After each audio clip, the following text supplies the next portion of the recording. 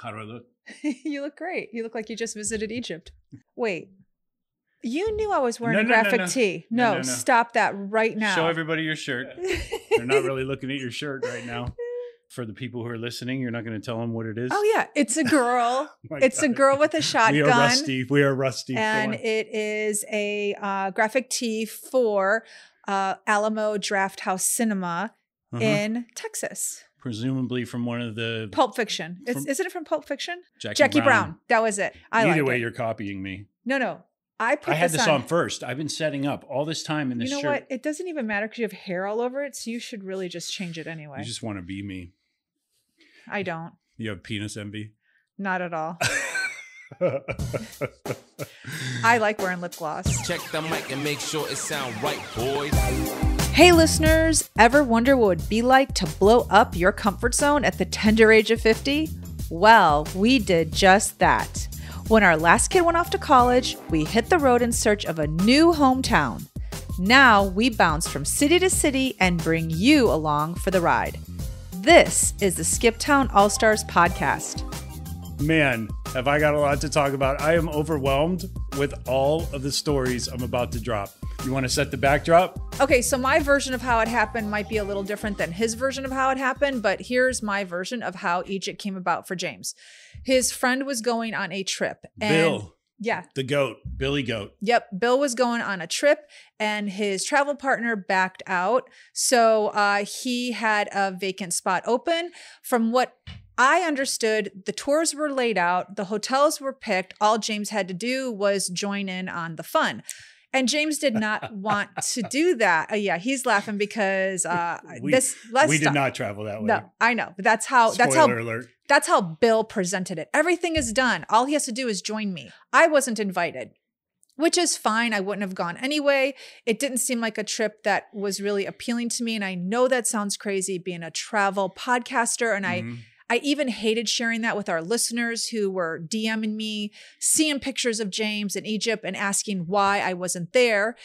And it was kind of embarrassing to say. It just wasn't appealing. And after he came back from the trip. You didn't want to go to North Africa in the desert in the middle of summer? That didn't seem appealing to you? Not with you two, no. I would go, but it would be my version of North Africa during the summer. I would still go during the summer. I just wouldn't have done your trip. So all of that to say, it was a no for me. It was mostly a no because I wasn't going to go with two guys. Well, you weren't invited anyway. It's so true. It doesn't really matter. It's absolutely true. It doesn't matter if you're going to say yes or no. That is true. You didn't get that option. I did not. You did talk me into going. I've been on hiatus and I felt at the time it was a little difficult to justify spending that kind of money to go. He was so on the fence that he booked his ticket 4 days before he left. Truth. Most people plan a trip to Egypt 6 months in advance or a year in advance. Yeah. He booked his ticket 4 days in advance. Right there, I was like, oh no, that's not the trip for me. It was with a little trepidation. I had a lot to do, and I was actually flying not out of Corpus Christi, but out of Orlando because that's where I could find the best airfare, even with the flight to Orlando. So I left MCO, and it was a long-ass flight, as you can imagine. How many hours? I think the first leg was like 9 or 10 hours. To where? And that got me to Heathrow. And then I actually had two little connectors because I booked so late and because I wanted a better rate and because I was traveling by myself. If I were traveling with you, we would have never done that. I know. But for me, I was like, I don't care. I'll sleep in the lounge. And incidentally, when you and I went to Dubai last year, we did a 16 or 17 hour flight straight. And I had zero desire to do that again. So I was actually looking forward to stretching my legs in between the flights. I didn't want 2 flights, but that's the best I could do for the price that I wanted to spend. So 3 flights total to get to Egypt. 1, 2, 3. Yep. 2 tips. Number 1, definitely buy a battery backup and take that with you. Did you have a battery backup? I did not. Okay. So that's a good tip. I do now. Okay. And so I do now. Listen to your own advice. It's got 2 ports and it'll fit both your phone and my phone and charge it 3 times. Okay. So that's great. And then obviously buy a power adapter. You're going to need that when you get to whatever your hotel is, your destination, because the American plugs are not going to work. These are things that you and I already knew. We have been to Europe. before, but I couldn't tell you where our power adapter was from that trip we took way back when. So I know where it is. Oh, okay. Well, thanks for the assist. Okay, so when you landed in Cairo, I was really nervous for you. You were. Because you were getting there at 3 a.m. And my flight landed at 2 a.m. Yeah. Okay, 2 a.m. By the time you got to your hotel, 3. But my biggest concern for you was you're not going to get a cab. You're not going to get a cab. So I was like, at some point I just said, okay, you're an adult male. Like, if you're not going to listen to me and get transportation from the hotel, you'll figure it out. Like, I can't be your mom. Like, but this is insane that you've never been to this country and you're landing at 2 a.m. So what happened when you landed at in Cairo? Well, as it turns out, your fears were not realized because Cairo is a city that is bouncing 24/7. There are plenty of cabs. There were thousands of people in the terminal when I landed at 2 a.m. He sent me a video and it looked like New York at noon. Yeah. Honestly, I could not believe it was 2 a.m. I was so relieved for you. You just trip and you'll find a cabbie. I mean, what's you trip over a cabbie? What is that? Oh, you definitely, throw up a stick. You're going to hit a cabbie. So, for sure. What I thought was going to be difficult, I just couldn't believe it when you sent me that video. I'm like, this is noon in New York. It was like 3 a.m. at that point by the time I had gone through. So I disembarked, had to go through customs, security checkpoints everywhere, like 2 or 3. Plan on when you're going to any of these even I think in France, I went through 2 security checkpoints. In the airport. Yes. And especially I went through one when I landed from Heathrow, and then I went through another one before boarding Air France to go to Egypt. So plan accordingly because you're going to be stopped more than once. Yeah. So it's not just typical TSA in America. It's more than that. Well, in the end, I mean, it amounts to about the same time. No, I know, but it's not just one. Like we have one. No, it's not just one. Yeah. But our TSA is so slow that, 2 of theirs equals 1 of ours. Oh, they're quicker. Oh, way quicker. Yeah. Oh, did they have more lines? They have more people and they're more efficient. Yeah, they're yelling at you the whole time. I mean, I remember an Austrian lady on the way back, like yelling at everybody, like the worst summer camp counselor ever. And got that line moving. Grown women were crying, but this lady was so mean and stern. It was like everybody moved through quickly. So, which I appreciate. It's like at this point, it's like your computer has to come out of the bag. Your shoes have to come out. I know. When you see people taking shoes off, everybody should know the drill all over the world at this point. Don't get on a plane if you plan on keeping your laptop in the backpack. Yeah. Mm-hmm. So anyway, so I landed. Got through the security checkpoints. I actually did take your advice, and at a cost probably 3 times what I would normally pay just for a cabbie to take me to the hotel. I paid around $50, and there was a guy waiting for me. He had my name on a placard and everything, which was cool. It's always fun to see. For $50, not a bad deal. That's awesome. Get to see your name. He took me straight through the line to the customs person, right up to the guy. And there was a stack of visas sitting there. So I had not purchased a visa ahead of time, a traveler's visa, because I planned my trip so late. So for $25, the guy basically walked up. The customs agent was sitting there, looked at my guy, nodded his head. He took a sticker from the stack, put it on my passport, and the guy stamped it. And was there a line of people behind you? There was a line of people behind me. Oh, yeah. You were getting dirty looks. I was getting dirty looks. There were entire families behind me. Did you know that when you purchased this transportation company, they were going to put you to the front of the line to get a visa? Did you know that? I had no way of knowing that. Did he know you didn't have a visa? I told him when I got off. He asked me. He said, "Do you have a visa?" I said, "No." So that's incredible. I just figured I would have to go stand in line. There are banks or currency exchanges where you can purchase a visa. I didn't have to stand in any of those lines. He took me right through. And what happened next was a little weird because we got out to the sidewalk. And first off, I saw a family of like 12 people piling. I sent you video of this. Like they must have piled like 16 suitcases on top of this van. And it was held together by like a single bungee cord. And I was like, there's no way they're making it back to their village or wherever they're going with all this stuff. And yet the van zoomed away at 100 miles an hour. So that's amazing. A couple things. Number one, Cairo is 3 times at least the size of Los Angeles. It's it's almost 28 million people. It's bigger, I believe, than Mexico City. Yeah, I think Mexico City is 25 million. Yeah. So Cairo's pushing 30.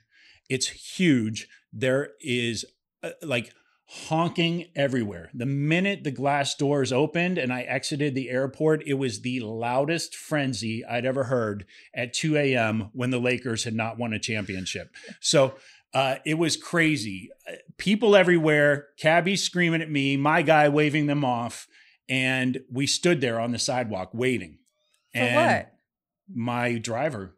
And wait, I thought that was your driver that picked you up and took you to customs. Turns out it wasn't. He was the cab captain who had escorted me through. He had a driver coming to pick me up. 5 minutes goes by, nothing. 10, 15. Finally, I tapped the guy. I'm like, look, bro, it's late. Like, I'm at this point, I feel totally comfortable because everybody in Cairo is awake. And I'm like, it's not like I'm just going to get driven out and robbed somewhere.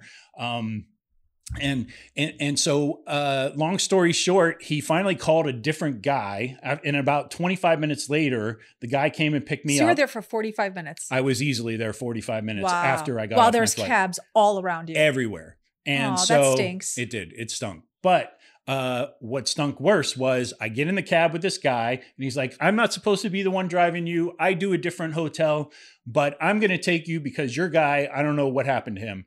And I was like, okay, well, this doesn't sound good for him, but I'm happy that somebody's taking me in my hotel. So he starts driving, and after about 5 minutes, he stops for gas. No. Yeah.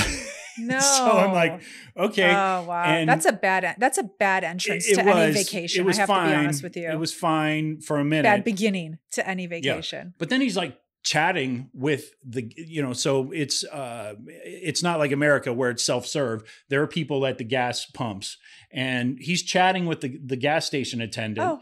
And finally I tap him on the shoulder. I'm like, get me to my hotel. And so he did.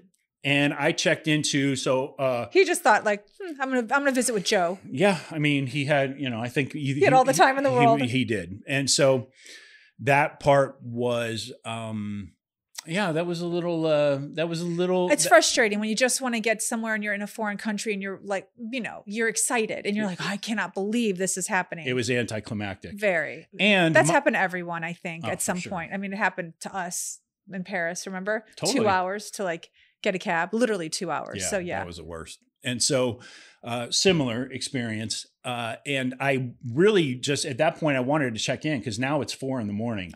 And I get to the hotel and my friend Bill had booked his room at the Fairmont Nile. And I will talk about this at length. I love this hotel. It was an amazing hotel. It was really recommend then. Highly recommend. Owned by a sheik. He has his own party spot up on the top. Like he has his own spot on a floor up above the rest of us commoners, even though our stay was amazing. So you go to check in. I go to check in and they ask, how was your ride? And I said, well, actually it sucked. Mm-hmm. And so I proceeded to tell them what happened. And out of nowhere, a gentleman appears on my right side with $50 in American dollar, 50 US cash. You gotta be kidding. And he hands me the money and he says, I'm so sorry about your ride. We're refunding it. That's incredible. It was incredible. I got to say, at that point, I was like, I love this hotel. I don't care what happens between here and now. I had no idea that was in the works behind me. Wow. And so really the gentleman was checking me in and everything. So let's talk currency real quick.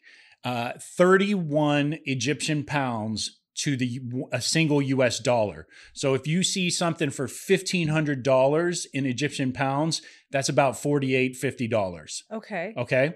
So $50 to them is a big deal. Going into the trip, I talked to my neighbors, our old neighbors in Los Angeles, who are Egyptian, Miriam and Rodney. They totally set me up for success on this trip, by the way. Thank you both. I love you both so much. Miriam told me in a 45-minute conversation where she and Rodney were sort of breaking down Cairo and going to Luxor. Yeah. They even broke down fishing villages for me and everything. Alexandria, a couple places where we just didn't have time to go. But the bottom line was she said, US dollars are king there. So I did not really feel when I showed up there that I had to convert my money with that inside information. Okay. So I had US dollars on me. I had tons of singles. I had tons of fives. And as I would figure out through the entire week that we were in Cairo, those singles and fivers went a long way in terms of service. How much money did you bring with you in singles and fives? Just to let listeners get an idea, like how much should someone bring if the American dollar is king? $300 in singles and fives, $500. Like I know it's different for everyone, the amount of money they spend. What do you feel is like adequate? I mean, I brought $500. 200 of it was in larger bills. 100 of it was in 20s. And honestly, the rest were in fives and ones, to the point where I couldn't hold all that in my wallet. Oh, no. Yeah, that's so I had to tuck some of it away, going back to our episode with Nora. How you hit it. Nora, the professional hobo. Yeah. Yeah. So I had to hide money in my luggage. Okay. And, or in my backpack. So that said, my money was split. But you went through the ones and fives really eventually. fast. Okay. Eventually. Not really fast, but it took me like 4 or 5 days. But Okay. I had plenty of tips for everyone. I got a cab ride everywhere, anywhere and everywhere you would want to go. So would you say that it's equal to going to Mexico? I mean, not tourist place, like Cabo is expensive. But you know, when you go outside of the like Mexico City was really reasonable for us to eat, lodge, drink. Would you say it's comparable to that? I definitely would. In fact, it's probably even less expensive. Oh, wow. Yeah. Okay. So you really can have a wonderful vacation in Egypt and it won't break the wallet. No, for sure. And, Okay. you know, it's a chance for me to stand on my soapbox for a second and say, look, like when you're traveling to these countries that are less fortunate than us in the United States, it's really important that you don't announce to everybody around you how cheap everything is, because it is kind of insulting to the people there who are struggling to survive. You know what I mean? Oh, yeah, for sure. So anyway, take that for what you will. There were moments where in the trip where Bill and I just exchanged glances, like when somebody told us the price of something. So, and we were, you know, in our heads, we were like, oh my gosh, that's like hardly any money at all. But, you know, you have to keep a lid on those sort of emotions. Yeah. It's just, you know, it's kind of like rubbing in our lifestyle and how privileged we are here. But anyway, and you don't realize how privileged you are here until you go to another country. And I'm not talking like south of France. I'm talking like, you know, it could be a Thailand. It could be Egypt. It can be Mexico City. For sure. Not a, you know, typical popular destination place like Venice. Yeah. So I went to bed around 5 a.m. Your sleep pattern had to be it was nuts. Such a mess. It was a mess. And the only thing I could say is because you and I have been traveling so long and with weird sleep patterns or what have you, what I was doing at that point was sort of like us on steroids, but not something that was totally unfamiliar to me. Got it. So I got 4.5 hours of sleep. I woke up. I didn't see any texts from my friend Bill, who had actually gotten there the night before. He'd gotten there at least 6 hours, 7 hours before I did. Okay. I had texted him when I arrived, everything, nothing. And then I went down. I said, okay, well, I'm going to get breakfast because I knew the breakfast buffet. I hesitate to. This restaurant was incredible. It was not like Shoney's or Perkins. It was not a breakfast. It was like the craziest breakfast buffet ever. They had omelet guys and they had, you know, sort of some of your American offerings, but the food and the setup was so elaborate. I mean, it was like top shelf. Okay, so how much was it a night at this place? It was 100, I think it averaged 150. I paid for a Nile River view, which I woke up to in the morning, by the way. Amazing. It was amazing. I could see the other side of Cairo across the river. I think I ended up paying like $165 a night or something like that. Okay, so to compare it with an American hotel, it's on par with what? If you were in an American hotel, how much would you have paid a night? I would have paid the same amount of money. I would have probably paid more at a Residence Inn. Okay, so it's on par with what? A Four Seasons, a Ritz-Carlton? That's what I'm asking. Like, what would you say? A Hilton? Like maybe a Soffit or an Omni or one of those. Okay, got it. You know, Sofitel? It definitely had more of a modern feel. Sofitel. What'd I say? Soffit. Oh yeah, Soffit. That's something you add to your roof. It's okay. And so Sofitel. I know what you meant. Is it Sofitel or Sofitel? I don't know. I think it's Sofitel, but it could be wrong. It could be Sofitel. Right.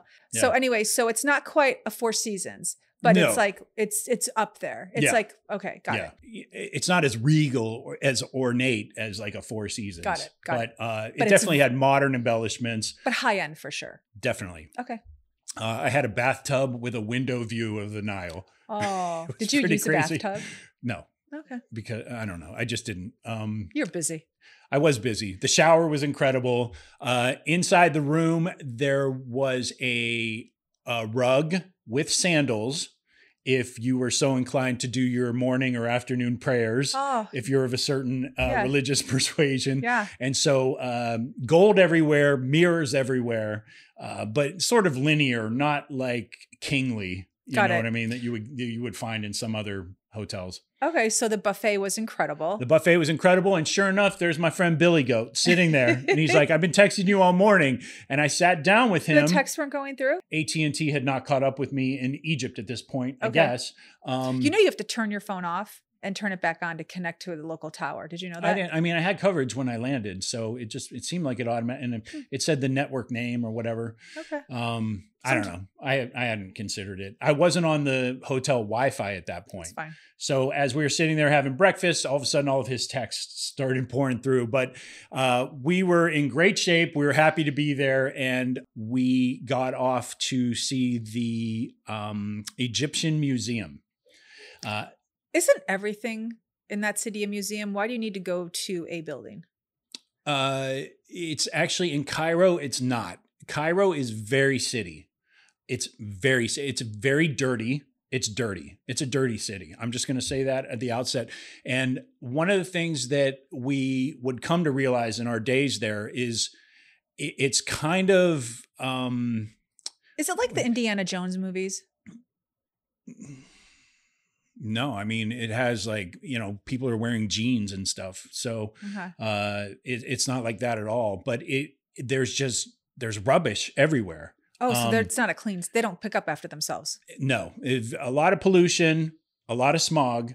And when we got into the cab to go to the museum, we would quickly find out that, it was, first off, it's insanity on the streets. It doesn't matter if there are lines painted or not. Everybody's driving however they want to drive everywhere, honking the entire time. It was really loud. There were pedestrians running in between Frogger style, in between traffic, like old ladies and stuff, and guys not slowing down for them. It was insane. What if they slipped? Things could happen, Wow, that's so insane. I guess it's just a way of life and they're used to it. It's insanity. And I would say out of the 7 days there, we saw only one accident. And it was just so shocking to me that there were plenty of cars that had dents and dings on them. Don't get me wrong. Every Uber we took was an old car, beat to hell, no air conditioning. So you had to ride with the windows down. Okay. Okay. And it's hot. I mean, it's, so they have these old cars, these old. I mean, you have to remember you're not in a city that is very wealthy. No. So you're going to experience this. Yeah. To have an air conditioned car is a luxury there. Yeah. And by the way, when you're rolling up on a bus in the other lane, you might want to roll those windows up because people spit out of those windows. Oh. Yeah. I saw a lady spit half of her bodily fluid out of the window as Bill and I were rolling up to a stoplight. And I said to Bill, you got to roll your window up right now, dude. Because we were both on the passenger side of this thing. Yeah. You're going to get hit with a loogie. Yeah. And then one of the other random things that I noticed while we were there, I don't know why it is, but it's not very ladylike to spit. It's not very ladylike to spit, but she wasn't the only one. I mean, there are plenty of guys, cigarette butts. You want a cigarette butt in your cab? The cabbie didn't even tell you? He didn't he just business as usual, man. Okay. An Uber drive from our hotel, about 20, 25 minutes in traffic to the Egyptian Museum, $1.48.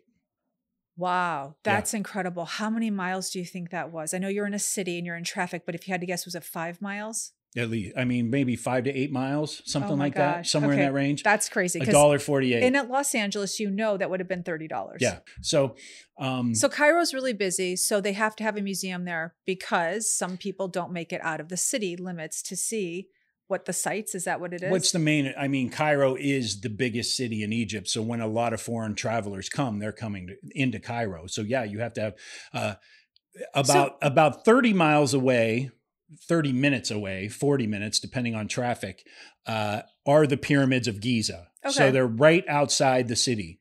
But But in addition to that, they had it's Egypt's capital. So you have to have a museum. I get it. It's like having the Smith. It's their version of the Smithsonian. Got it. Because I think to myself, you're in Egypt. Why do you need to go to a museum? Just walk outside. Yeah. You'll see a pyramid. Well, okay. So we went, and it wasn't really. There weren't a ton of hieroglyphics or anything there. Tons of statues in Cairo. At the Egyptian Museum. Okay. Tons of relics. Things that were found in tombs or temples or villages or you name it, shipping industry, back when they had the canal boats and everything, tons of sort of their river maritime artifacts, King Tut's coffins. There were 3. Oh, why 3? 1 and 3. They were like those Russian dolls where you keep pulling the heads off and there's another doll inside. But who's in the little one? He was. Who was in the big one? No, I'm saying there are 3 layers. Like it's like the Russian dolls where you pull one out and there's another. So he was encased 3 times. Oh, wow, that's crazy. Into one coffin. And so we weren't allowed to take pictures of that. I wish I could share them, but in that particular King Tut exhibit, you're not allowed to take photos. His coffin was there, but where's his body? So that's in Luxor, and we'll get to that. So we did the Egyptian Museum. Would you recommend it? I absolutely would recommend it.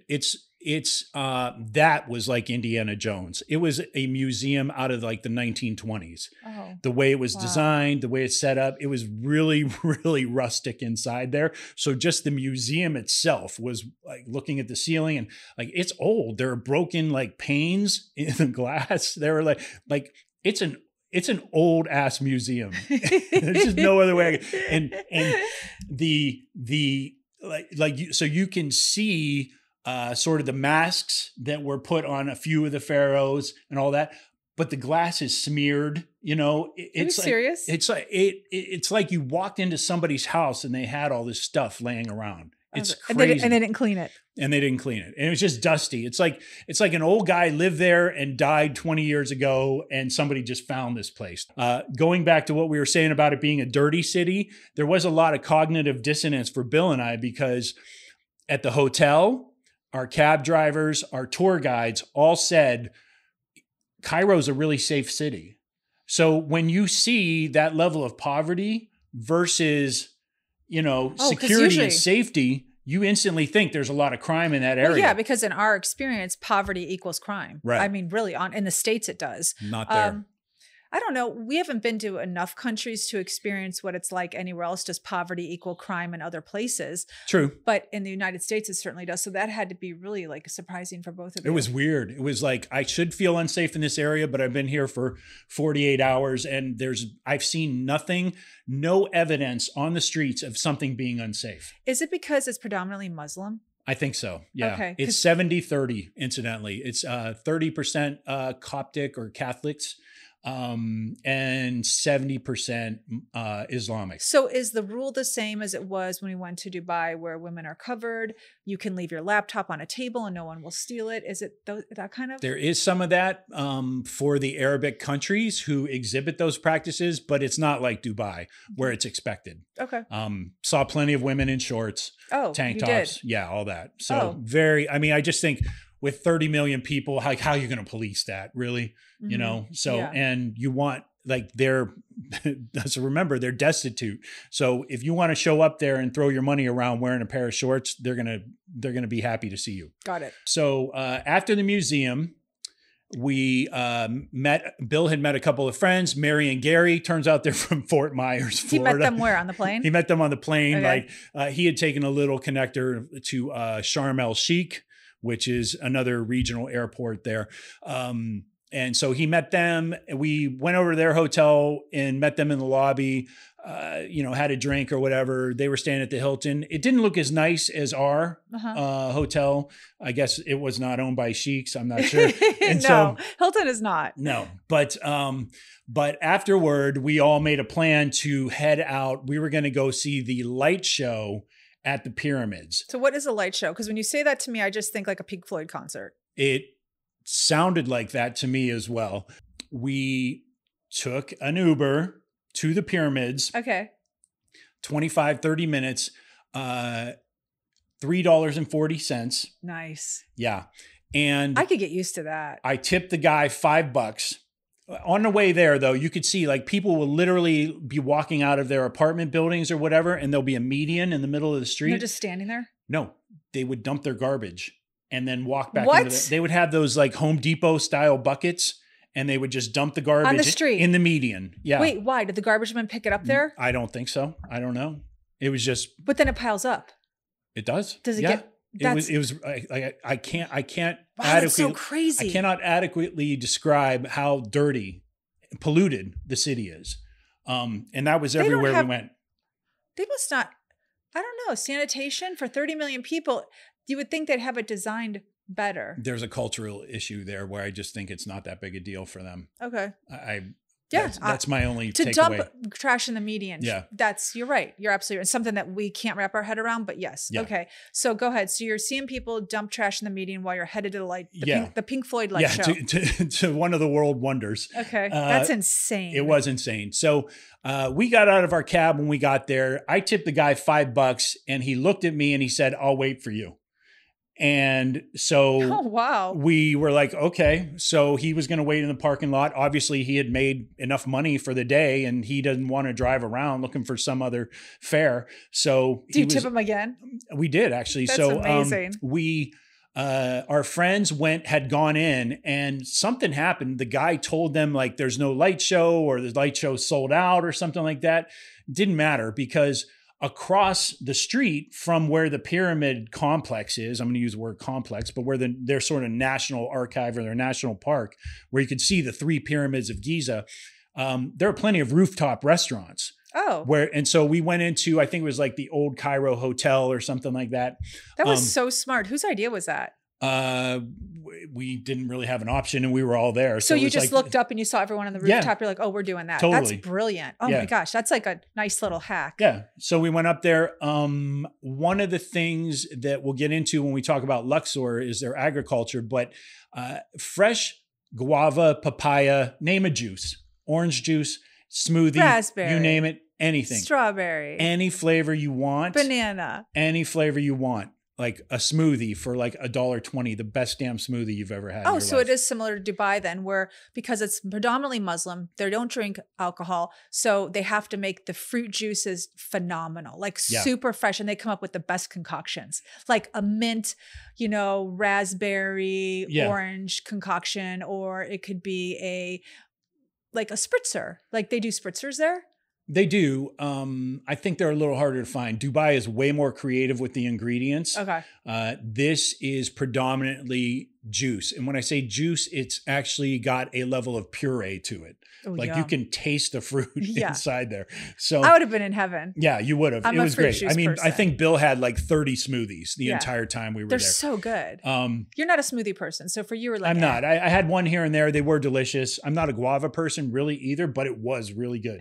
So we sat on the roof and then sure enough, we could hear across the park, there was a light show going on. We could hear the sort of corny, like, I am Khufu and I do this and I am the king of whatever. And then all of a sudden the lights would go up and all that. And long story short, we saw the entire light show. I got some amazing photos from where we were sitting perched on this rooftop restaurant. That's amazing. Yeah. So that ended up being one of the best things possible that went wrong, but totally right. Oh yeah. That's great. So we did that. And then the next day, Bill and I actually had the opportunity to go to the pyramids.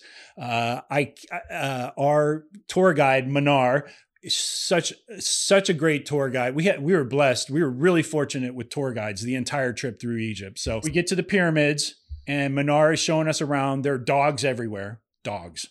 Strays? Strays, yeah. Huh, okay. She brought a big bag of bread from the bakery. Aww. And she's just feeding these like herds of dogs. That's so sweet. It really was. She was a real I'd sweetheart. be the same way. Nicest lady. And so she took us to the smaller pyramid and then we got to like the Great Pyramid of Giza, which is the actual tomb of Khufu. I mentioned him earlier. He's one of the most ancient pharaohs. Okay. The reason that they started building temples in Luxor and tombs in Luxor is because the pharaohs had realized that robbers would come in Cairo and steal all of they would basically loot the tomb of Khufu. So one of the reasons that they decided to build their temples further south. Okay. Make it more difficult. Yeah. It's a 7-hour drive. Yeah. But let's just cut to the chase. You have the opportunity when you get to the temple of Khufu to actually go down into his tomb. It's a mine shaft. It was 1,000 degrees out that day. And Bill and I were like, we're here. We got to do this. And I'm 6'3". He's at least 6 feet tall, 6'1" probably. Yeah. And we quickly realized I think he's your height. maybe. Yeah. Yeah, he's probably my height. Yeah. You guys are pretty much the same build too. So it's like. Yeah. We're not small boys. We both played football back when we were kids and all that. So we start going down this thing, and I swear I thought my knee was going to pop. It was like at an angle. They had like sort of metal rails where you can catch your feet, but I was like, I'm totally going to like slide down this thing. Okay, so was it one way up and the same way up was the same way down? Yes. And so as we're descending, there were people who had already been in there coming back up the other way. How is that even possible? It was like playing Twister in a mine shaft, and it got dark and sweaty and hot really fast. Oh. And it was, you know, Ooh, you are afraid of heights. No. I'm claustrophobic. How did you do it? Not freak out. It was crazy. Like, where did you put your mind? The only thing that kept me going was I could see occasionally like light down at certain parts, and I could see people coming back through, and I'm like, well, they survived, so I'm going to survive. If it was just me going into darkness by myself, I could have never done it. Okay, how many feet down was it? Do you know? Oh gosh, I don't. How many stories? 4 stories, something like that. Oh God, no. There's no way. Just thinking about that makes me sick. So you go down this one incline, and then you get to a sort of a sanctum or a room where you can stand up. I wasn't able to stand. So we had to actually go down backwards at one point. Well, yeah, it's a ladder. It's a ladder. Kind of. It is. It was more or less a ladder. You're right. But there were people on the other side screaming, go down backwards, you'll go faster. And so we did. But it was so weird. You're climbing down this thing backward. You have, it's just a ladder. How hard is it to go down a ladder in the dark? Well, because the ceiling is like right on top of my head. No, I would have vomited. And the only thing that kept me sane was knowing that I wasn't going to fall backward because I would hit the wall, get a concussion on the roof. Yeah, you would drop straight down. If you were going to do anything, you wouldn't fall back because the roof is right there. Exactly. That's insane. It was insane. So we got down, we got to this sanctum. I feel if you and I went. Oh, you wouldn't have done it. I would have stayed up at top. You know that, right? You would have been like, I'll eat the ticket. I don't care. You would have gone 20 feet and you would have said, screw that. And you would have gone back up. Oh no, there's no way. Yeah. Okay. So I'm so glad you went with him. Yeah. Bill and I were in it to win it though at that point. Were you afraid of not getting out? It's a fear. Like there's no air in there. Like, yeah. Like it's natural to feel that way. Even though you see people coming out and you know this is a tourist thing and all that stuff. I was like, there was trepidation for sure. I can't deny it. Was it worth it when you got there? Like, what did you see? And when I saw the picture of you finally getting in the tomb, my thought was, because I know it was so hot, it's summer. Oh, it's going to be like 10 degrees down there. Cause I know you went down in the ground. I just didn't know how far. Yeah. It wasn't that. It wasn't that at all. Why? It was, as we would find, it was one of the more primitive tombs. It really is the last of the ancient world wonders that's still intact. The lighthouse in Alexandria gone, the Hanging Gardens of Babylon gone, all that. Like this pyramid is older than anything in the rest of Egypt. So when you got in there, it was just, we got down to the one sanctum. Yeah, but it wasn't even, okay, so it being primitive, fine. It wasn't what the ornate, what you would imagine. But I'm talking about temperature-wise. It was still hot. Oh, yeah, it was still warm. Is that crazy? Yeah, it was. It doesn't make any sense. I mean, I just think there was a geothermal aspect to it. You would think that since it was so shrouded from the sun, that it would be cool, but it wasn't. So, we got in there and there was, to answer your question, there was Khufu's sarcophagus, which is basically the wood box that his coffin goes in. Okay. And not much else. There were some hieroglyphics on the wall, not a ton. We saw definitely better ones in Luxor. So would you recommend it? I would definitely recommend it. Absolutely. I would just say don't go in summer. Okay. So aliens. talk about that because everyone says the pyramids are made by aliens. So what I'm sure these tour guides must get so tired of stupid Americans asking this question. They do. I think stupid people from all around the world ask the question. Okay, not just us. Yeah. Okay, so what do you think? Absolutely. No question. There's no way a bunch of desert dwellers got together and put these stones. Like the stones come from like 70 miles away or something like that. Oh my gosh. Yeah, like the stone quarry is in Aswan. You would just die making that trip for one load. Yeah, like would be like 4 stones. No way. How did they even do that? Yeah, totally. Once you see the pyramids, then what did you do? Like you're like, okay, I did this, now what? Yeah. There was a lot of nightlife in our hotel. Oh, I'm sure it's a city. Tons and tons. Oh my gosh. Did you ever see a sheik? We did see one. Although I don't think he was like a high-ranking guy. Our friends Gary and Mary did actually have a little adventure of their own one night. Oh, what happened? So they were out having drinks. They did the Nile. There are basically, I'm going to call them rum runners, but oh my gosh, you can go on a Nile riverboat cruise and have dinner, and they have belly dancers and all that stuff. Oh, fun. Bill and I were like, meh. I don't want to be trapped with a bunch of people on a boat. Mind you, at the Fairmont Nile where we were staying, there are 3 5-star restaurants and 1 4-star restaurant. So we were not hurting for great cuisine or, our hotel in the end. You didn't want to be on the Nile? I did. Cairo was so dirty, and it was like the water looked dirty. Okay. Like everything looked dirty. And I was like, I was not feeling it. And he was like, yeah, I don't know, a belly dancing riverboat cruise. I'm not really feeling that. So I would have totally done that. So that would have been me. You probably would have. It was sure. Kind of like the Moulin Rouge of the Nile. We did. Yeah, yeah, I like the Moulin Rouge. Yeah. Okay, so Mary and Gary meet a Saudi. Tell me how this goes down. So they didn't realize it at first, I don't think. But they met a couple who was party. They're partying with these people. They have a couple drinks. They're having fun. The guy's like, hey, let's go to this other place I know. A little after party. Mind you, Mary and Gary are slightly older than we are. Uh-huh. So they really get after it. I got to give them a lot of credit. They're awesome. Like they're not afraid of an adventure. Oh, good for them. Yeah, I love props. people like And that. so they got in the stranger's car. Yeah, they got in a stranger's car. And in North Africa and did not even think twice. I'm not sure what it was, like some high-end sports car. I forget the story, but anyway, they're whipping through traffic, right? Okay. At the stoplights, the wife would get out and dance, and I guess like her boobs were hanging out and all this stuff, and Mary had to like tuck them in at certain points for her in the evening or whatever.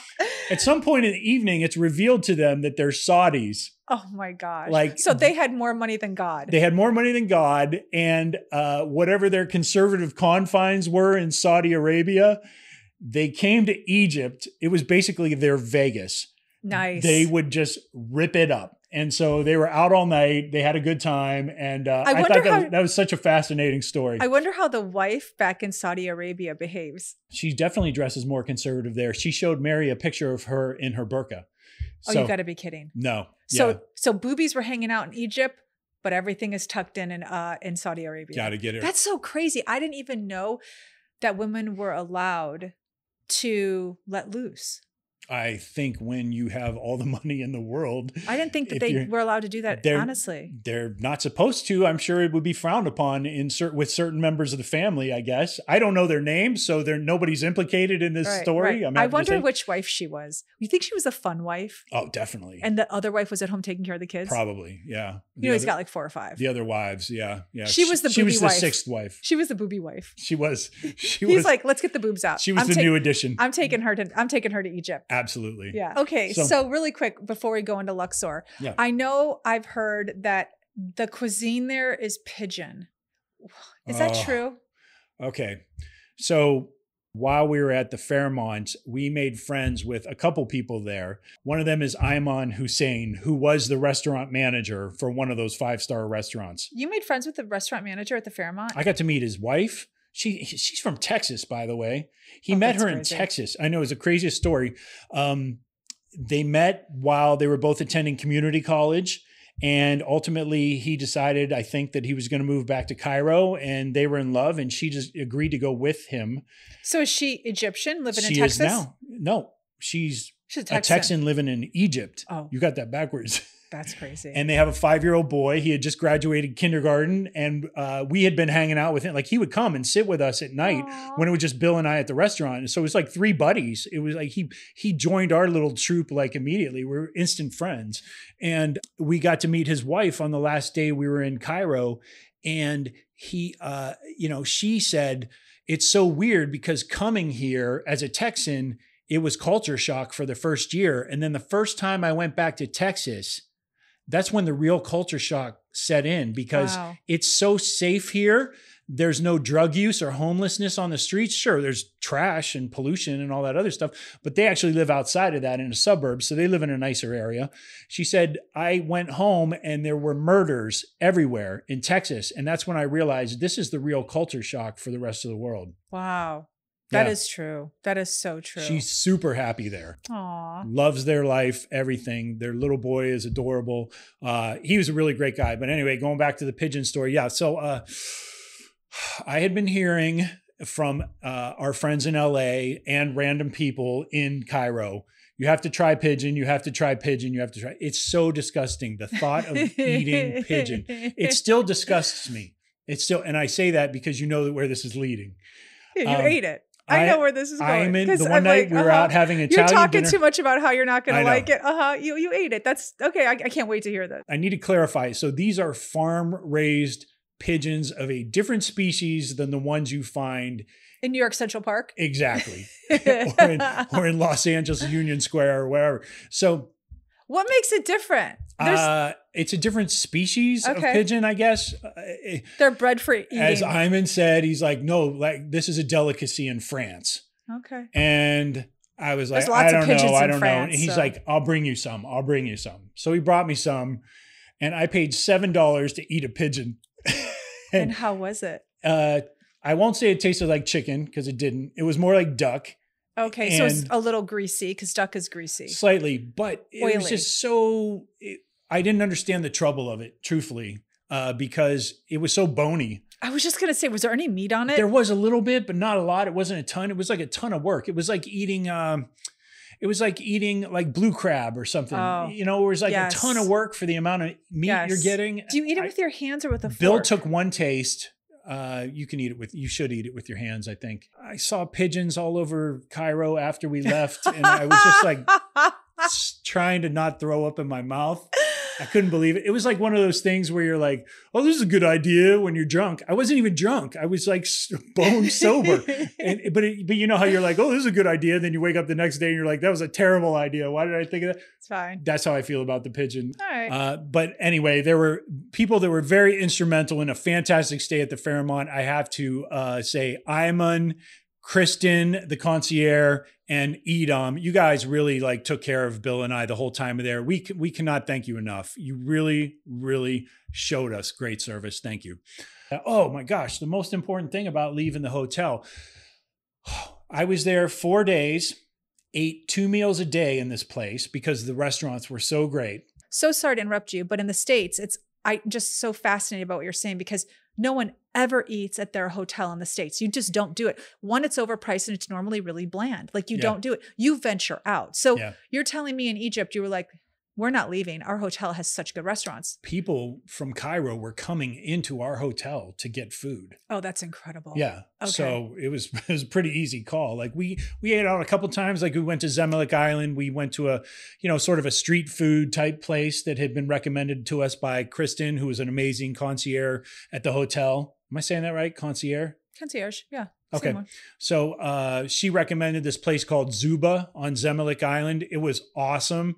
And I think, it cost us like $16 or something like that. We ate like pigs. So that kind of more or less sums up Cairo. And the next morning we got up, we had to be in Luxor. So it was like a 4 a.m. We had to be up at 4 a.m. or something like that. Bill and I did not sleep much in very long clips on this trip. Tell me what the draw is for Luxor. So as I mentioned before, you're going to find way more temples and tombs in Luxor than you're going to find in Cairo.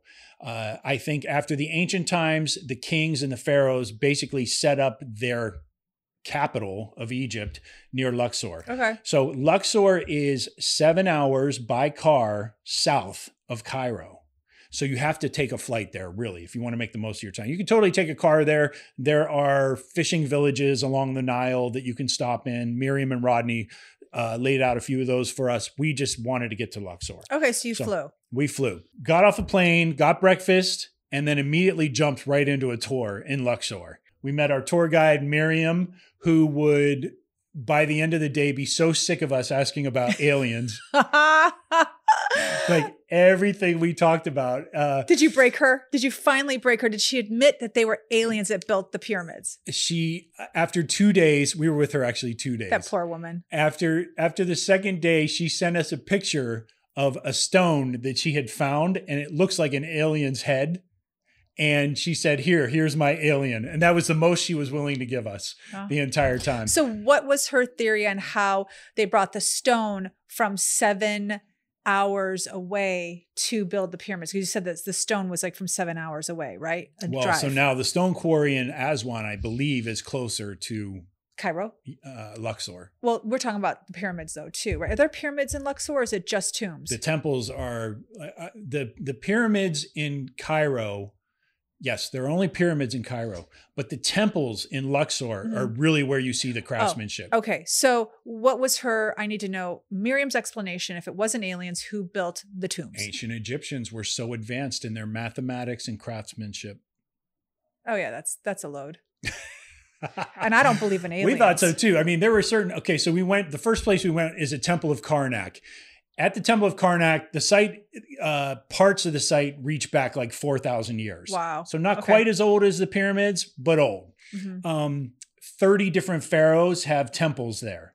So wow, there's a lot of temples. There are a lot of Ramses. I think there are 12 or 14 of them in the succession. And then you had the Greek pharaohs, which are the Ptolemies and all that. And I can't, you guys can look that up yourselves. But Cleopatra, incidentally, this is a fun fact.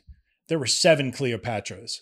The one you know about with Julius Caesar, had a kid with Julius Caesar, and then 3 kids with Mark Antony. Yeah. Antony? I think Anthony. Antony? Isn't Anthony the singer? Mark Antony. Antony is he's the explorer. Yeah, but Mark Anthony, which is what you said, is the singer. Yeah, it's not him. No. He came way later. But that would be a hell of a run. Cleopatra and J-Lo. My man.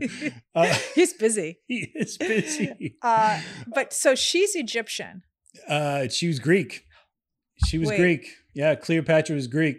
How did she end up in Egypt? Because the Greeks took control of Egypt some hundreds of years sooner. Oh, this whole time I thought she was Egyptian. No, she was not Egyptian. Okay, how come they have not debunked that? She was only Egyptian by being born in Egypt. So she was an anchor baby. They should have. Why have all these years everyone thought Cleopatra was Egyptian? Because she was actually the pharaoh of Egypt. But she wasn't even Egyptian. She was Greek. By descent. Got it. Okay. All right. They were still rulers. Yeah. Of course. Okay. Mm-hmm. So, I get it. But they were part of the Greek line, the Greek hereditary, whatever. They were part of the Greek line. Okay. So, and she was the 7th one. So there were 6 Cleopatras in front of her. Wow, that's a popular name. You didn't know that, did you? I did not know that. I know. And that's not like, you can probably find that on Google, but nobody's ever going to look for that because they didn't know. So anyway, she had, and then ultimately the Romans took over. Wait, did you see her tomb, Cleopatra's tomb? We saw 2 of the Cleopatras. But not the Cleopatra that was. I don't think so. Oh, no. Okay. Well, you don't maybe think we so? did. Oh. There were 30 tombs. There were 30 temples. My God, I can't remember them all. Okay. We were just walking around at one point. We're like, damn, it's hot. And these columns are all starting to look the same. I get that. They were massive though. The columns were like You can't do that in a day. There's no way. And like, so Did you do it in a day or did you do it in 2 days? Karnak we did in 1 day. And that's what? And then we actually went on to Luxor Temple after that. What's Karnak? So Karnak is a series of temples. Oh, this is too much. 30 temples. And then Luxor is different temples. And then Luxor Temple is joined. There's a whole street of sphinxes. Okay, so hold on. Is that how you say it? Sphinxes? that take you down. Sphinx. It's to just Sphinx. they're Sphinxi I don't that think take that's you it. all the way down to Luxor Temple, which is closer to like the town center. So if they all start to look the same, they did after a while. at some point you have to be like, okay, I'm done with this. Pretty much. Okay. Yeah, we were. Okay. So after at Karnak, we were like, okay, let's take a break. And then we went on actually. So this is where the trip really started going off the rails for us. We went to Luxor Temple afterward. Mm-hmm. And at Luxor Temple, that was the temple where the ancient Romans had actually taken control of Egypt at that point. Okay. So you would see Egyptian columns and you would see hieroglyphics, and then you would see a wall that had been torn down by Romans and reassembled to make more room for the inner sanction of their government, for the quarters of their governor or whoever was in charge. Mm-hmm. So they tore down a wall of hieroglyphics, and when they put it back up, they just jumbled it. They didn't. Oh my gosh. They didn't put it back together properly the way it was. Right. So you would see hieroglyphics upside down and all this weird Oh, that's shit. awful. Yeah, But and they didn't care. They were didn't taking care. over. They were taking over. And they're on the one side, they had actually like limestoned over it and started painting like Sistine Chapel type Italian paintings on this temple. Okay. And when you and I go to a museum or a house, like I don't think, oh, that's an Egyptian looking column or a Roman looking column.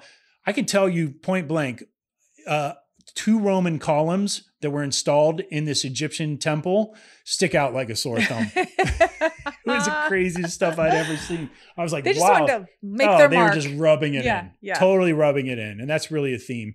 But the biggest takeaway of Luxor Temple was, yes, it was just as amazing as Karnak and all that.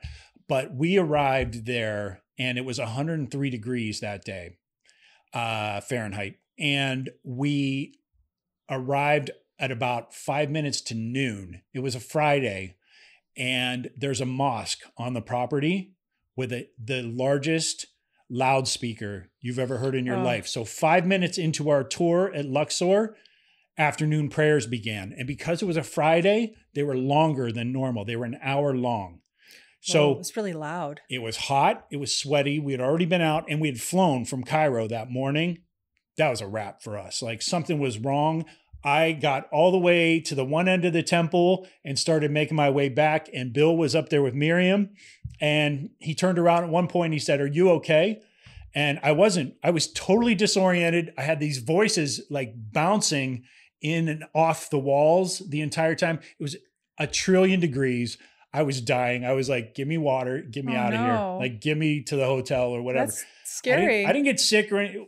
It wasn't, I guess. You could have fainted. I could have fainted. I don't know, fainted. Passed out. Yeah, passed out. Do men faint? It's the same. Okay. It's the same physical ailment, passing out or fainting. But if passing out sounds more masculine, then you passed out. I didn't pass out. You could have. I could have, yeah. He asked you if you were okay because you look peaked. I know. Peaked. Yeah. What is this, like Pilgrim times? Peaked? Did you not look peaked? We're throwing around all kinds of allegories right now. Anyway, I guess I did look peaked because when we got in the cab, we went back to the hotel. I was like, oh my gosh. So we jumped in the pool and hung out at the pool there at the Hilton. And then like a couple hours later, turns out I wasn't the one who was really in a bad way. Bill was in a bad way. Oh no. What happened? Sweats. We honestly feel like he got heat stroke that day. Like we thought about it. Okay. Intestinal issues, all that stuff. And so right after dinner, he's like, "I got to go lay down." And the next morning I woke up at 4 a.m. because we had another tour planned.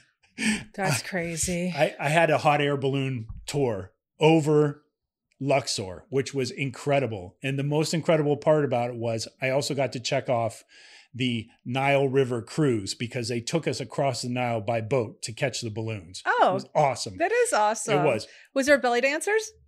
There were not belly dance. It was not a rum runner at that hour. No. Okay. And Luxor is a way more timid place Okay. than Cairo. So it's more like farm country. Okay.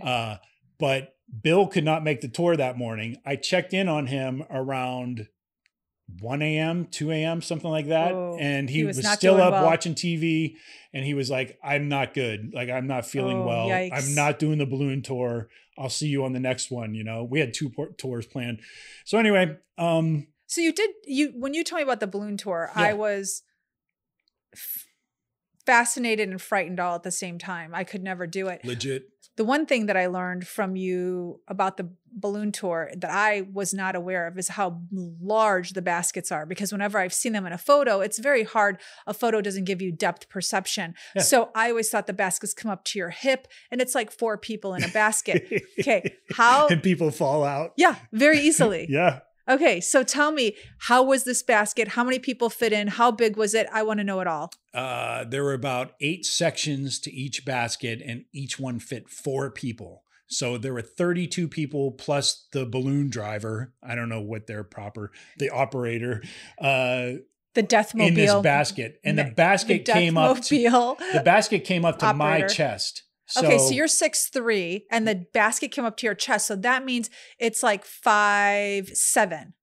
At least. Yeah. Wow. Yeah. So you have if you're have to climb up 2 steps. okay, so hold on. Swing your leg over and climb down. Let's put this in perspective. If Yeah. you're 5'5", you're not going to see over that basket. You have to get on your tippy toes, maybe. Yeah. To get. I don't think anybody knows that. I certainly didn't. I thought the baskets came up to your hip. No. No. So They, if you're a little person, just like you might need a 5'2", friend to lift you up a little. That's all, but not do you too think they far. have step stools? They do not give step stools. I think that would be a tremendous mistake. Yeah. Well, if I'm 5'4", I can't go on this hot air balloon. You can totally go. You're You're just not going to have see anything. Well, the basket's over my head. There are little holes cut where like there are wooden steps. So you can like in the side of the basket. So you can feasibly put your, Wait a second. put So your they foot- have little holes cut in the side of the basket. So like if there I'm are little, 2 steps that go up and you swing your so you leg have to over. look in the little hole. You have to look at the foot hole. I mean, if you're you tiny, have to look in yeah, the foot hole. Yeah, yeah. So I If saw. you're a little person, yeah. Okay. If you're a little person, They it may should not have- be the tour for you. That's They should have a height requirement. They should literally say, if you are smaller than 5'7", this is not the activity for you. I think they're just going to take your money. That's terrible. You know how many petite people got like really not the They're same. like, I can't see, Bill.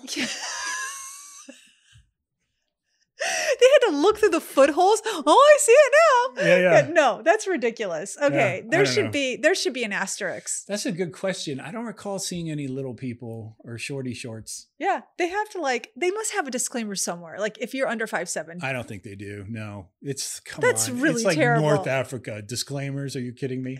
All right, whatever. So you go on this hot air balloon. How was There are it? no like tour attorneys operating like they don't run this stuff by All right, attorneys. all I know is that if it were me in a hot air balloon, first of all, you couldn't get me in one. But let's say Yeah. it was a life or death situation.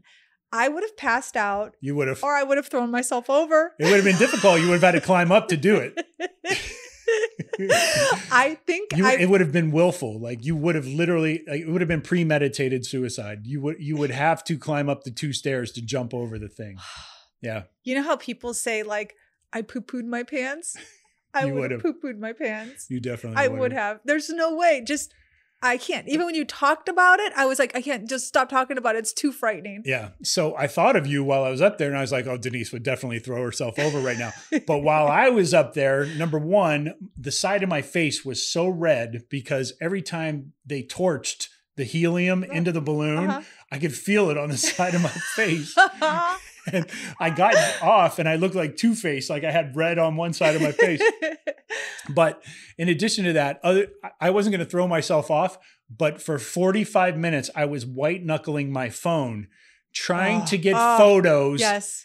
and Yes. video because we were. I would have thrown my phone over. The fear of not throwing my phone over, I can't Oh throw my my phone. God. I would have thrown my phone over. Everything would I have thought gone for sure, wrong. I'm just clumsy that way. Like You are. You are. I do it with tools all the time where I'm like, don't drop this socket, don't drop this socket. And then boom, I have to fish through the engine of a car to find the socket that I just dropped, that I told You myself. trip. not You to do drop. a lot of clumsy I'm, things.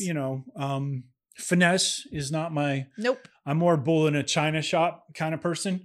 And I thought for sure I was going to I'm like, this phone's going to be in that field down there of guavas. Like it was. It's happened many times. Of course. Many times. Okay. So the hot air balloon, I asked you this question. I'll ask you again now. So the listeners, because I thought maybe it just goes up. Like I see hot air balloons that just go up and they have an anchor and like you're just in the hot air balloon. You're like, hey, look, I'm up here. Yeah. This actually traveled. Oh yeah.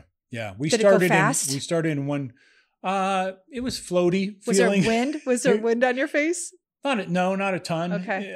It was still out, I think, mostly that morning. Oh, because it was a sunset. Winds. It was a sunset. Sunrise. Oh, sorry. Sunrise. It was a sunrise. Yeah. Huh. How are the people in the hot air balloon? Did anyone start screaming? No. Everybody was just sort of fascinated. I mean, you could see the Valley of the Kings beneath us. And I didn't know what I was looking at because I hadn't been there yet. I had been to Karnak and I had been to Luxor temples, but the Valley of the Kings is actually where the tombs are, like Ramses 1 through 9 or 10. King Tut's tomb is there. And so, and Hatshepsut and all these, Right. So I didn't know exactly what I was looking at. I knew I was going to see it later in the day because we had yet another tour planned, but it was so fascinating. I mean, we were so far. I mean, we must have been, 200 feet above these things. Wow. It was incredible. It was really incredible. And you could see the Nile. We right as the sun was starting to lift, that's when we took off. So you could see the sun come up over the Nile River. It was insane. It was probably one of the most magnificent things I've ever seen. Yeah. Wow. It was just so much to take in. You're impressive. like, oh my gosh, like no wonder the ancients wanted to live around here. It's gorgeous. Like, it's crazy. So when it landed, did it land with a thud? No, there are guys to help you. So at one point we drifted over. So it must have been like 12 or 16 balloons that took off. Right. And I'm like, oh, we're going to hit them for sure. And everybody just drifted their own way. I would have been petrified. It was crazy. I was like, they're going to hit them and we're going to die. That's the whole time. I would not have enjoyed the sunrise. I wouldn't have enjoyed the valley below. I would just think we're going to die the entire time. It wouldn't. I couldn't have done it anyway. Okay, so tell me, they all lift up at the same time. You all go in a certain direction. You're afraid you're going to hit somebody, but you don't do it. Actually, when you get up to a certain place, they all start to drift apart. Okay. So I don't know how they steer these things. I can't pretend to know. I wasn't paying attention. How did it land? I was just trying to hold on to my phone. It did not land with a thud. We came across this field, and sure enough, 20 people, villagers or countryside people or whatever, came out of the woodwork, and there were ropes hanging down, and they would just grab the ropes and sort of guide us down. And then as you're about to land, he's like, okay, they tell you these positions you're supposed to stand in upon landing or whatever. It's basically just crouch and bend your knees a little. And it slid into the soil. And so it was soft. It wasn't desert. We landed in a farm field. Nice. So, okay. Yeah. So it was cool. And then everybody climbed out. And by then, our tour guide had picked up Bill, and I was off to what would be my last tour in Egypt. So we went to Valley of the Kings. Now, you had seen that from above. I had seen it from above. Now you're going to see it on ground level. The Valley of the Kings was a perfect way to end the tour, even though we didn't end it there. We ended at the tomb of Hatshepsut, which was actually a female pharaoh. Long story short, she built her temple in like 15 years. Miriam was really proud of the fact that a lady, girl power and all that. She smoked everybody when it came to like and her temple is amazing. Like it stands by itself. Miriam, your tour guide. Miriam, our tour guide. She was like, she was singing the praises of Hatshepsut and trying to ignore our questions about aliens the entire time. We went to also the Valley of the Kings. That's really where all the tombs are. So we went into the day we went, there were only 3 tombs open, plus you could pay for a little extra to go see King Tut's tomb, which obviously we did. Everybody's going to do that. I heard he's short. He's a little guy, yeah. Okay. I mean, he was a kid when he first took power, and he didn't, I think he only lived but 10 years or something after taking power or something. So I'm not even sure he was 20 years old when he kicked it. So his mummy was there. I saw his mummy. Oh, okay. Yeah, exposed and everything. Wow, really? It's pretty crazy. Okay, that is crazy. So I saw his coffins way back in Cairo. his sarcophagus and his tomb were here in Luxor, and his mummy was there. So these 4 tombs, though, are the real deal. Like, out of everything we saw, the temples, the huge columns, whatever they did to like create these massive pieces of stone structure out of granite and marble and limestone and sandstone and all this, super impressive, all of it. But the real deal was the tombs. You could see sort of a progression in terms of artwork and style of artwork in the hieroglyphics there. It was incredible. Like, and of course there were several. So at the tomb, the tour guides are not allowed to come in with you. Why? I guess there's some sort of rule about humidity or how many people breathing inside the temples are allowed. So they're not allowed to, I think probably what has historically happened was. But he's in glass. The mummy's in glass. The mummy's in glass, but the hieroglyphics are still exposed. Oh, okay. So I think what had happened was you get these large tour groups in there and they would be clogging it up and nobody could get in or out. It's a tight space. Yeah, you can get moisture and it probably eats away at the stone. And it's a graveyard, for crying out loud. So it's not like true. these things are massive, you It's know, true. like there are hallways. I'm going to post a bunch of stuff on, my social media, some of the hieroglyphics that I took, the so ornate. I mean, really just super impressive. Everything that you think you know about the tombs or temples in Egypt, the Valley of the Kings is where you're going to see them. So for as impressive as the pyramids were from the outside, these tombs in the Valley of the Kings are from the inside. So you have enough video. We should probably do a couple shorts on YouTube. We probably should. Yeah. So if you're listening to this, check out some shorts on YouTube. We'll throw them up there. And then also, if you're watching this on YouTube, go over to the short section and check out some videos, because we'll definitely, by this time that you're watching this, they'll be up. So how many days were you in Egypt? I think 6 total, 6.5. Was it enough? I mean, Yes. no, honestly, I'm not talking about 2 dudes with a backpack. Yeah. I would say we were in Cairo a total of 4. I think 3 could have done us easily. Luxor, and you could take your time and do Luxor in 4 days and really enjoy your time there. So, Okay. We finished the tour and we were about to head off to Jordan, which is going to be its own episode. But because Bill and I had not been sleeping for about 6 days at this point, I fell asleep in the cab ride on the way. Miriam and our driver were taking us straight to the airport after our tour. I fell asleep in the cab ride. I swear I could have woken up in Siberia. That's how hard you were sleeping. I was sleeping so hard, sitting up, chin against my chest. Oh, that's painful. It was just, it was so, and the heat and everything, it had finally caught up to us. And Miriam's phrase was, "You are eating rice with the angels." I guess that's the Egyptian way of saying you were totally asleep. So, I love that. I know, isn't that cute? I'm going to start using that. Yeah. So when you're asleep, I'm going to say you're eating rice with the angels. Exactly. I love that. Yeah, it was really sweet and really cute. So Miriam, Manar, our 2 tour guides in Egypt, just did us so right. We really went for it. I think to answer your question, we could have probably built in an extra day or 2 so that you and I could have paced it out a little bit. But you would have had that extra day in Luxor. I would definitely spend extra time in Luxor or, some other, like I said, there are fishing villages all up and down the Nile. You'd be better served getting into Cairo, seeing what you need to see and getting out. Okay. You're going to have a way more enjoyable trip, way less stress. Okay. So would you recommend it? I would definitely recommend Egypt. I mean, the people there are just amazing. The sweetest people, everybody, everywhere that we encountered, not a single terse word, everybody friendly, everybody trying to speak English, everybody loving when you paid them in US dollars. So yeah, all said, I would definitely highly recommend going to Egypt. I hope at least one of our daughters wants to go because I could do it more efficiently this time than I did last time. And You mean plan ahead? Yeah, a little bit. More than 4 days. You know what? No complaints. Bill was an incredible travel partner. Oh, okay. I have to ask you. Yeah. Because you weren't with me. I know. Oh my gosh. So Yeah, it was sometimes different for sure. we know that, anyone listening knows also that a trip can make or break a relationship or a friendship. What did it do? How was he as a travel companion? God, that's like the biggest question of the hour. How was Bill as a travel companion? And would you travel with him again? Absolutely. Okay. No question. Tell me why. I liked the spontaneity.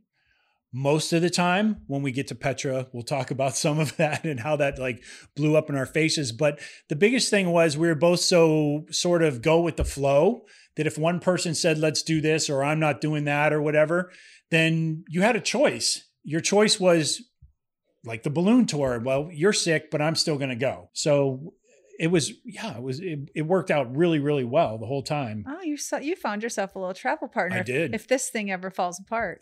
I know. Skifftown All-Stars Bill style. Oh my gosh. Yeah. Can you imagine? I'm gonna be taken over by a different host. Yeah, you are. But no, we have sort of made a loose commitment to, we checked off, as you'll hear in the Jordan episode coming up, we checked off 2 of the world wonders. And we are kind of sort of talking about hitting the rest of them. I think you should. Yeah. I mean, that's a beautiful adventure. Yeah. Yeah.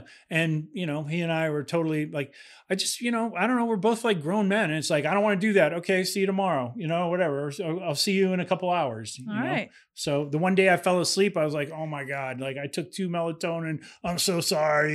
He's like, dude, it's your vacation too. You're obviously tired. Like it was no big deal. That's the best response when you're with a travel partner, when they say it's your vacation too. That is the best response. Yeah. Yeah. That's awesome. Well, I think I'm worried. Oh my God. I'm going to get booted from this show. You're not going to get booted from the show. You're way more cuddly than Bill is. Huh. Okay. Good to know. All right. So you take them out. Empty nest, full tank. Check the mic and make sure it sound right, boys.